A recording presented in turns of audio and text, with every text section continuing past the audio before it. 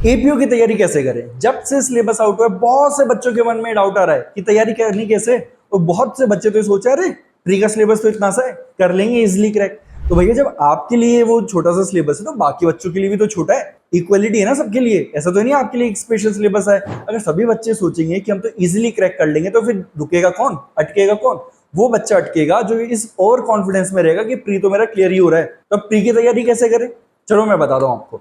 ये बताने से पहले मैं आपको एक छोटी सी चीज बोलना चाहूंगा। अगर आप किसी इंस्टीट्यूट से जुड़े हो तो वहां पर आप ये बात कीजिए, अदरवाइज अगर आप सेल्फ स्टडी करें तो खुद से आप ये काम कीजिए। क्या करना है? सबसे पहले तो जो टॉपिक आप आज पढ़ रहे हो उसके एमसीक्यू आज सॉल्व नहीं करने, उसके एमसीक्यू सॉल्व करने नेक्स्ट डे। क्योंकि अगर आप आज ही सॉल्व करोगे ना तो फिर क्या होने वाला, आप 100% एक्यूरेसी के साथ सॉल्व करोगे तो फिर फायदा क्या होगा सॉल्व करने का? तो इसलिए नेक्स्ट डे करो।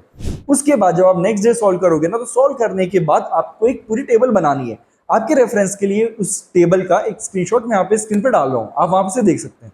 वहां पे क्या करना है आपको, किस तारीख को आपने यहाँ पे एक टेस्ट दिया है, किस सब्जेक्ट का दिया है, कितने क्वेश्चन थे और कितने मार्क्स ऑब्टेन किए। अब ऑब्टेन जो मार्क्स किए ना वो है सबसे अच्छी बात। वहां पे आपको क्या करना है, कितने क्वेश्चंस आपने एक्चुअल में खुद से अटेम्प्ट किए जिनके आंसर आपको आते थे, उनमें से फिर कितने गलत हुए और आपने कितने तुक्के मारे उसमें से कितने गलत हुए। तो इससे आपके पास डाटा रहेगा। अब मैं ऐसा करने के लिए क्यों बोल रहा हूँ, ये देखो एग्जाम के अंदर है नेगेटिव मार्किंग, यहाँ तो आप तुक्के मार लोगे लेकिन वहां पर तुक्के मारने से पहले आप 10 बार सोचोगे और इसी चीज में हो जाएगी आपसे गलती। तो जब आपके पास एक पूरा डाटा रहेगा तो आपको पता रहेगा, रियलिटी चेक रहेगा आपके ऊपर कि भैया कितना मैं पढ़ पा रहा हूँ, कितना मैं रिटेन कर पा रहा हूँ, कितने में तुक्के मार रहा हूँ। फिर उससे आप क्या करो, वीकेंड में पूरा एनालाइज करो कि किस सब्जेक्ट को लेके, किस टॉपिक को लेके मैंने कितने क्वेश्चन सॉल्व किया और उसमें से मैंने कितना स्कोर किया। अब मैं आपको रेफरेंस के लिए दिखाता हूँ। देखो हमारी कोचिंग के अंदर एक बच्चे की पूरी स्कोर शीट है।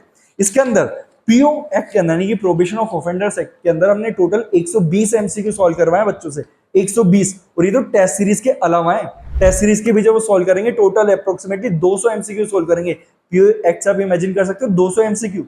तो इस तरीके से अब बचा ही क्या बैरक के अंदर, सब कुछ तो कवर कर लिया और स्टूडेंट ने पूरा लिखा हुआ है कि कितने क्वेश्चन उन्होंने सॉल्व किए, खुद से सॉल्व किए, कितने उन्होंने गलत किए, कितने तुक्के मारे, सब डाटा है। तो ये हमारे पास भी है, फिर हम बच्चों के साथ एनालाइज करते हैं। तो इससे आपका एक्चुअल इंप्रूवमेंट होगा प्री के लिए। फिर आप कॉन्फिडेंस के साथ प्री देने जाओगे क्योंकि भैया कॉम्पिटिशन होने वाला है टफ। अब आपको एक गोल्डन टिप देता हूं, क्या कि मेंस के लिए भी आपको एमसीक्यू सॉल्व करने हैं पहले, उसके बाद आंसर राइटिंग करना है। सुन के अजीब लग रहा है ना? इसी टॉपिक को डिस्कस करेंगे हमारे नेक्स्ट वीडियो के अंदर। तो अगर आपको लग रहा है कि हमारी एडवाइस आपके लिए हेल्पफुल है तो चैनल को सब्सक्राइब कीजिए, बेल आइकन दबाइए ताकि आपको एपीओ से रिलेटेड जितनी भी इंफॉर्मेशन है और जितनी भी टिप्स एंड ट्रिक्स है वो टाइम टू टाइम मिलती रहे।